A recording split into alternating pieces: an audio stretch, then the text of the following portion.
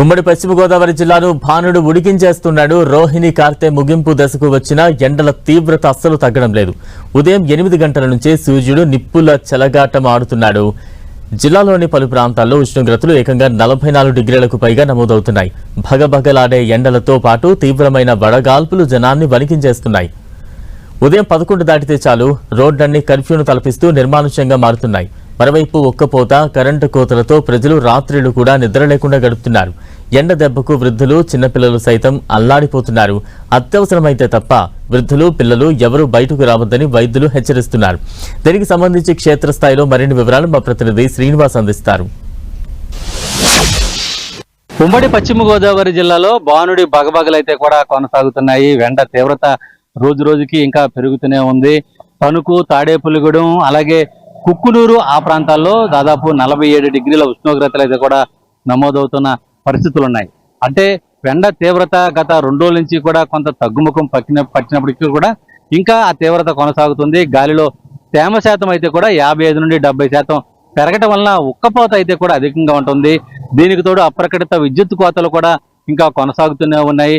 కొంత గాలి వీస్తే వెంటనే విద్యుత్ కట్ అవటం, ఆ తర్వాత ఉక్కపోత కంటిన్యూ అవడంతో ప్రజలు అలాగే వృద్ధులు చిన్నపిల్లలు ముఖ్యంగా వీళ్ళంతా కూడా తీవ్ర ఇబ్బందులు పడుతున్న పరిస్థితులు ఉన్నాయి. అంటే ఇప్పుడు పెరుగుతున్నటువంటి ఎండ ఏడిమి అలాగే వాతావరణంలో వస్తున్న మార్పుల కారణంగా ప్రజలు కూడా కొంత అప్రమత్తంగా ఉండాలి. ఓ పక్కన ఉదయం నుంచి మధ్యాహ్నం వరకు కూడా ఎండ తీవ్రత అధికంగా ఉండటం, ఆ సాయంత్రం అవగానే ఈదురుగాలులతో కూడిన వర్షాలు పడటం, దీనివల్ల వాతావరణంలో మార్పుల వల్ల కొంత చర్మ వ్యాధులు ఇటువంటివి కూడా సోకే అవకాశం ఉంటుందని చెప్పి కూడా కొంత నిపుణులు అయితే కూడా చూస్తున్నారు. మరోవైపు వాతావరణ శాఖ అధికారులు అయితే కూడా ఈ తీవ్రత మరో 2 రోజుల పాటు ఎండల తీవ్రత కొనసాగే అవకాశం ఉంటుందని చెబుతున్నారు.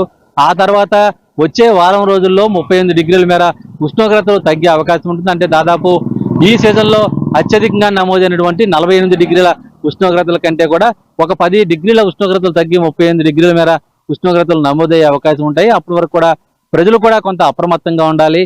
అత్యవసర పరిస్థితులు అయితేనే బయటకు రావాలి తప్పితే అనవసరంగా బయటకు రావద్దు. ఎండ ఏడిమి తగలకుండా తగిన జాగ్రత్తలు కూడా తీసుకోవాలి. ఇదే సందర్భంలో శరీరంలో నీటి సాంద్రత తగ్గకుండా నీటి సాంద్రత ఎక్కువగా ఉండే పదార్థాలు పుచ్చకాయ అలాగే ఇటువంటి జ్యూసులు ఇటువంటి తీసుకోవాలి అని చెప్పి కూడా వైద్యులు చూస్తున్న పరిస్థితులు ఉన్నాయి. అంటే మొత్తానికి ఎండ ఏడిమి ఒక పక్కన పెరుగుతూనే ఉంది, ఇంకా కొంత తగ్గుముఖం పడుతుందని చెప్పి వాతావరణ శాఖ అధికారులు చెప్తున్నప్పటికీ కూడా ఉక్కపోత అధికంగా ఉండటం వలన ప్రజలు అనేక ఇబ్బందులు పడుతున్నారు.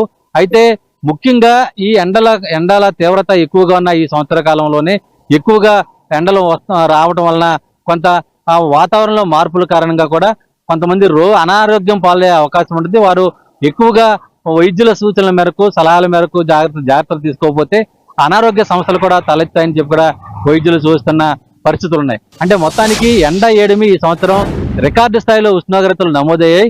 ఆ రికార్డు స్థాయిలో నమోదైన ఉష్ణోగ్రతలు ఇంకా కొనసాగుతుండటంతో ప్రజలు కూడా అప్రమత్తంగా ఉండాలని చెప్పి కూడా అటు వాతావరణ శాఖ అధికారులు సూచిస్తున్న సందర్భం ఉంది.